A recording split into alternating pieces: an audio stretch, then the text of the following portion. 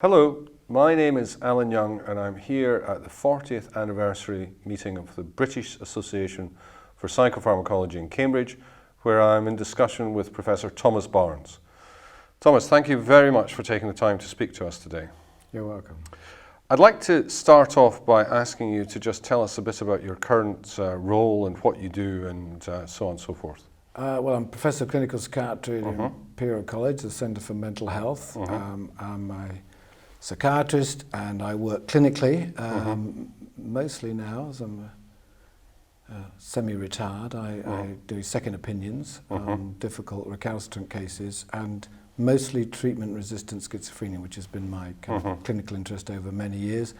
And I'm involved in research, and the main things at the moment are a couple of multi-centre clinical trials, looking at treatment strategies that are commonly used for treatment-resistant schizophrenia and trying to look at the kind of risks and benefits of those. I think you're also involved with the wider assessment of the use of medicines in psychiatry.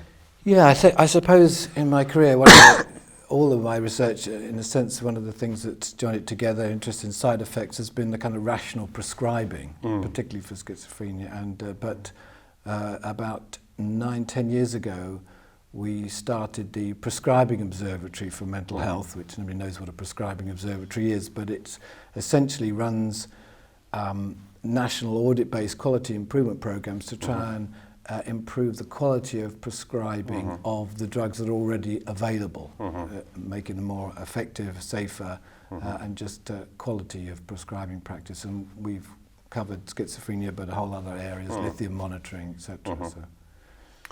And how are we doing? What's your... Well, it's quite interesting because those kinds of programs, they probably have only a limited kind of ability to improve practice, but we have found that practice does improve. It often takes 18 months to 2 years or even longer to do so. But in terms of, for example, monitoring of the metabolic side effects of antipsychotics, monitoring of lithium treatment, more rational prescribing of antipsychotics, all of those areas, monitoring of side effects, we've seen quite appreciable improvement across the country. Now, I'd like to go back, if I may, and ask you, at the very beginning of your career, what made you choose this field? Well, it actually was almost before I went to medical school. I was one of those lads who went to the public library every week and would come back with 5 books which I would read, and I would read things that were appropriate for my age and almost anything really. And I remember reading Cooper's Psychiatry and Enter-Psychiatry and R.D. Laing's books and feeling somehow this wasn't right and probably psychiatry was a good thing. And actually, so when I started as a medical student, I chose to do an elective in psychiatry to see what the reality of it was. And after doing a couple of jobs afterwards, moved into psychiatry for a bit more experience and never managed to get out. So you had a psychiatry elective as an undergraduate. And what about after you graduated in medicine? What did you do then? Well, I think I did a couple of different jobs, and then took a psychiatry job. And where was the psychiatry? That was at it was at Guy's Hospital. It was within it was where I trained, so it was within the same hospital group. Yeah. And how long did you work there for? So I was 10 years at Guy's, man and boy, as a student thing, and then came to Cambridge, and I was here for 5 years. Was that working with... Senior Wellcome Research Fellow with Professor Sir Martin Roth. Oh, that must have been fascinating. And that's where I kicked off kind of work on akathisia, and then back to George's as a lecturer, and then finally to what is now Imperial. And of course you're the author of the Barnes akathisia scale. I am indeed. Which is one of the most cited papers in medicine, I think, really. Yeah. And tell us how that came about. Well, in Cambridge we did some work. Actually, I'd write sort of reviews or papers about extrapyramidal side effects, and first started off looking at tardive dyskinesia, got interested in Parkinsonism, and then every time I read a review there was a little paragraph about akathisia, the kind of restlessness, agitation these drugs can cause, and it was always a few lines, and it was always the same paper being referred to.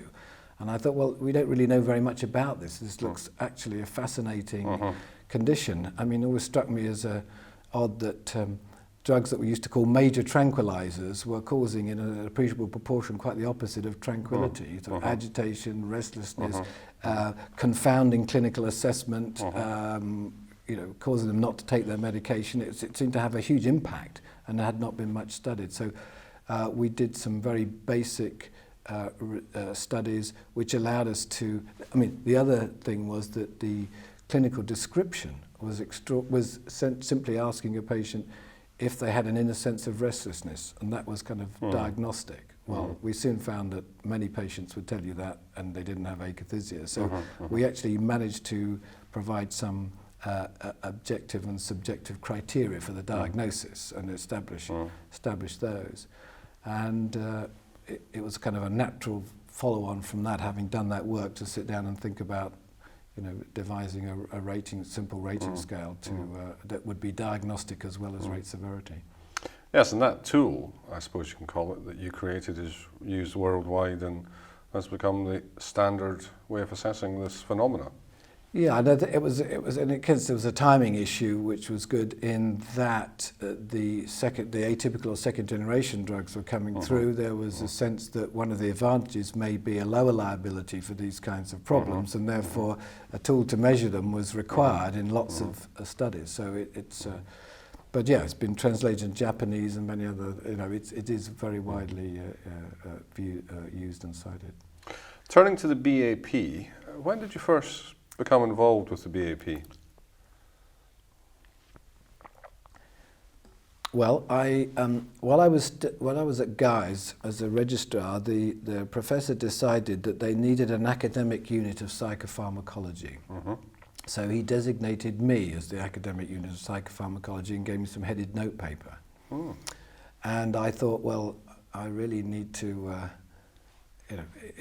increase my knowledge base here and link up with some people that might know something about this, having been designated this role. And the BAP presented itself as the perfect society group in which to join and with whom to discuss these kinds of issues, and so it proved. So. And the BAP has always had three constituencies, if I may say this, apart from the broad constituency of everyone being interested in psychopharmacology. So we have clinicians, we have industry, the pharmaceutical industry or the biopharmaceutical industry, and we also have academic basic scientists. And have you found the interplay between these different domains? Oh, absolutely. Useful? And I think one of the great advantages of the BAP is this integration of all these different perspectives. You go to a symposium on a particular topic and you will hear the neuroscience and basic science view, you'll hear the clinical view. I mean, it's the integration of neuroscience, pharmacology, pharmacists, prescribing psychiatrists. I think that's what makes it so valuable to get all of those. I mean, I think there is when it started, there wasn't what does seem to be a little bit more of an obvious bimodal distribution of older clinicians and younger neuroscientists and researchers, which seems a little more stark now. It wasn't perhaps as extreme, but I think the contribution and at best integration of everybody's perspectives from those disciplines is what makes it such a productive and useful organisation. And you've been involved with the BAP in many roles. You're a past president. How have you seen things change over the last few decades? Well, I think in a sense, it's just what I said. I think that it went from being right at the beginning. I mean, I joined in the late 70s, so it was a much smaller, more collegiate group. And I think the constituencies that we see now seem to have somehow become more discrete over time. Right. And there's been some loss of industry involvement in terms of... and as I say, I think the younger researchers and the older clinicians wasn't so obvious at the beginning, but it's not necessarily a negative thing. I think better clinical attendance would be positive. And we've seen perhaps a better gender balance arise in the last few years. Yes, I think that's correct too. Yes. Yeah, I think it was probably rather male-dominated at the beginning. Yes. In terms of the future, how would you see the future for psychopharmacology in general?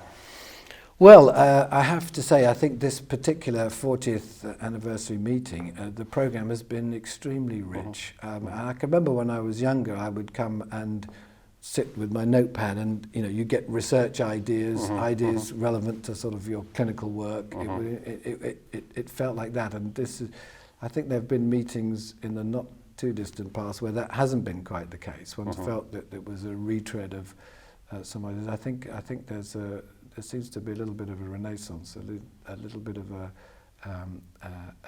brighter and a more positive view. And I mean, my hope would be that the kind of identification of valid bar markers for kind of treatment targets or even new treatment targets seems to be happening and might attract industry back and spur people on. So I would hope that's the case. Yeah. And the BAP itself, I mean, we have a wealth of young researchers here. That must bode well for the future, surely. Sure, absolutely. I mean, I think that when I was president, there was a whole issue of perhaps some of the preclinical people being in when they were young and then leaving while the clinicians kind of stayed on, and what we should be doing within the organisation to support the preclinical people, and I think a lot was done. But in the end, I think that phenomenon may be more to do with career progression for that group of people rather than what the BAP offers. Professor Thomas Barnes, thank you very much. Thank you.